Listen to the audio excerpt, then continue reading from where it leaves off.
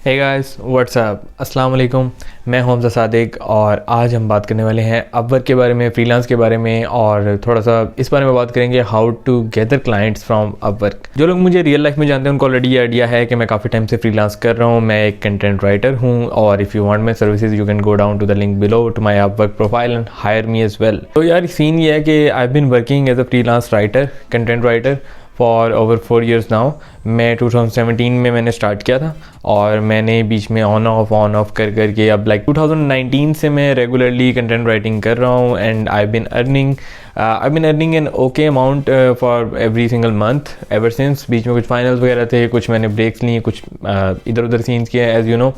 But scene ये है कि काफ़ी सारे लोगों को ये सवाल होता है और अभी भी काफ़ी सारे लोग इस सवाल में ही फंसे हुए हैं कि आप ऑनलाइन कैसे अर्न कर सकते हैं, पॉसिबल है भी कि नहीं है। मुझे याद है जब मैंने फ़र्स्ट टाइम जब मेरी पहली पे आई थी, जब मैंने फ़र्स्ट कोई भी गिग की थी या कोई भी काम किया था, मेरे घर वाले भी बहुत हैरान हुए थे कि how can you earn online and how it is suppose to work.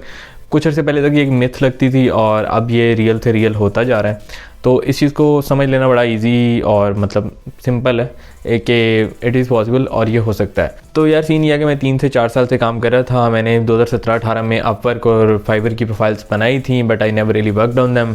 वहाँ पे क्योंकि आपको कंसिस्टेंसी चाहिए होती है और मैं स्टूडेंट था उस वक्त, तो मेरे पास इतना मतलब टाइम भी नहीं था और इतनी विल पावर नहीं थी कि मैं साथ साथ जो है ना फुल टाइम एक गिग को मैनेज कर सकूँ या फ्रीलांस को मैनेज कर सकूँ, बिकॉज वहाँ पर आपको काफ़ी टाइम लगता है क्लाइंट्स को पकड़ने में।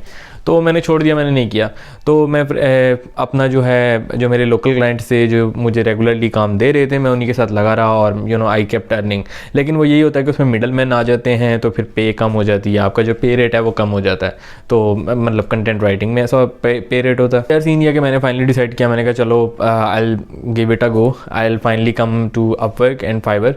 अब फाइवर मुझे बिल्कुल नहीं पसंद बिकॉज फाइवर पे हज़ार ऐसी चीज़ें हैं जो कि बिल्कुल भी सेलर ओरिएंटेड नहीं है, बायर ओरिएंटेड है।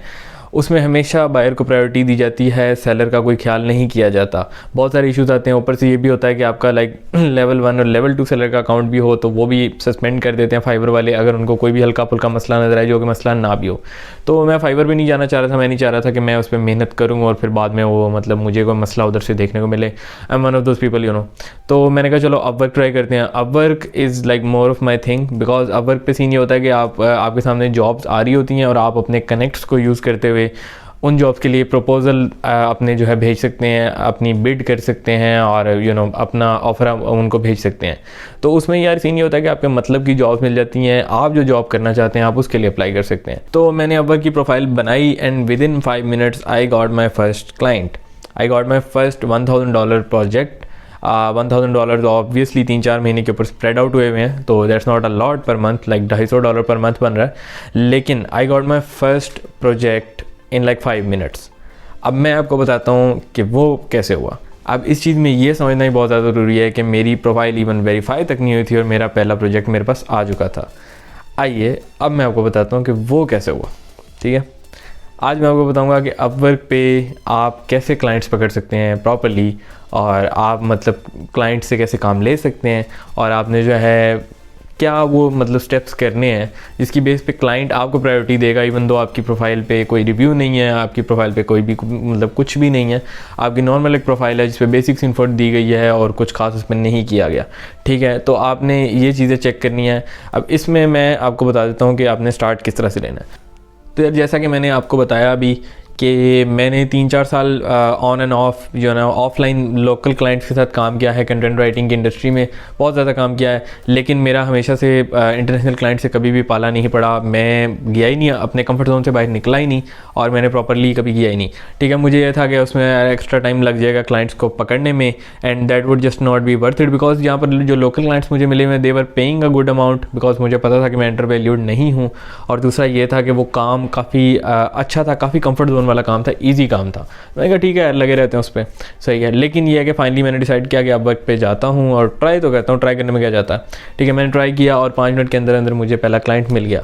ठीक है, अब मैं आपको बताता हूँ कि वो मुझे क्लाइंट मिला कैसे और आपको ये भी बताता हूँ कि आपने अगर इस तरह का काम करना है तो आप किस तरह से कर सकते हैं, आप किस तरह से इस तरह के क्लाइंट्स पकड़ सकते हैं इंटरनेशनल जो कि अच्छा पे करें आपको। ठीक है, फॉर रेफरेंस बेसिस मैंने पाकिस्तान में मतलब मुझे जितने भी क्लाइंट्स मिले हैं मैंने 1.5 रुपीज़ पर वर्ड तक चार्ज किया है, जो कि रेगुलर कंटेंट की बात करूँ, आर्टिकल राइटिंग, ब्लॉग राइटिंग। लेकिन मुझे जो अपवर्क से क्लाइंट मिला है वो भी स्टार्टिंग में ही is paying around 3 rupees per word for what I am doing for him. सही है, अभी कुछ दिनों पहले की बात है। इनफैक्ट ये मैं जो वीडियो का गैप आई है इसी वजह से, because I was doing his work. तो सीन ये है कि यार मैंने अकाउंट बनाया अपवर्क का दोबारा और आई साइंड इट। उन्होंने मतलब बेसिक ही मैंने अपनी प्रोफाइल सेट की, स्पेशलाइज्ड प्रोफाइल सेट की, कंटेंट राइटिंग गिग की। तो मैंने अपनी सारी जो चीज़ें मैंने वहाँ डाली और 3-4 सैम्पल्स लगा दिए कि कोई भी आए तो उसको ये ना लगे कि यार ये फुल रुकी बंदा है। ठीक है, मैंने वहाँ अपनी डिस्क्रिप्शन डाल दी, आई विल शो यू। ठीक है, तो डिस्क्रिप्शन वगैरह डाल दी, प्रोफाइल कंप्लीट कर दी and then I started sending proposals, applying for jobs. तो जो सबसे पहली जॉब थी वो MS Excel के हाउ टू ट्यूटोरियल्स वाली थी। ठीक है, मैंने अप्लाई कर दिया। I sent like 4 to 5 lines of a proposal, nice English, polite English और लाइक टू द पॉइंट, कोई खर्च नहीं मारी, कोई पंगा नहीं लिया। ठीक है, सीधी सीधी बात कर दी। उसके बाद जो है उस बंदे का मुझे कुछ टाइम बाद रिप्लाई आया। उसने मुझे कहा कि although you don't have like exact the same samples MS Excel वाले, लेकिन I like your spirit and I want to work with you. ठीक है, उसने मुझे सैम्पल करने को कहा। सैम्पल भी पेड था, फ्री सैम्पल नहीं। ठीक है, पेड सैम्पल था। उसने मुझे $5 for 300 words, I mean that's not bad right. तो $500 for 300 words of a sample उसने मुझे माइलस्टोन असाइन किया और उसने मेरे साथ काम स्टार्ट कर दिया।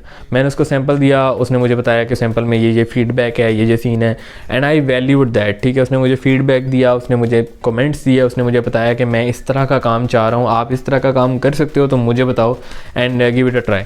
और फिर उसके बाद उसने मुझे फाइनली काम असाइन कर दिया। अब ये कोई लंबी चौड़ी बहस नहीं थी, कोई लंबी चौड़ी कन्वर्सेशन नहीं थी, नॉर्मल लेवल की थी। I in fact show you if I can, I am not sure if I am allowed to show that, लेकिन मैं उसमें से कुछ पीसीज आपको दिखा दूंगा, आपको बता दूंगा कि आपने क्लाइंट्स को किस तरह से इंटाइस करना है, क्लाइंट्स को किस तरह से आपने हायर करवाना है अपने आप को। तो यहाँ से मैं आपको ये बात स्टार्ट करूँगा कि आपने जो है किस तरह से क्लाइंट्स पकड़ने हैं, आपने किस तरह से इनिशिएट करना है, specially if you are a beginner like me, जिसने मतलब अभी प्रोफाइल बनाई थी अपवर्क की। मैं कंटेंट राइटिंग में बिगिनर नहीं हूँ, लेकिन मैं इस मतलब फ्रीलांस जो अपवर्क के थ्रू है मैं बिगिनर ही हूँ। मेरा पहला प्रोजेक्ट था ये, मेरी पहली प्रोफाइल थी और मतलब सारा कुछ स्टार्ट था ये। तो 5 मिनट के अंदर मुझे क्लाइंट कैसे मिला, आइए आपको मैं बताता हूँ।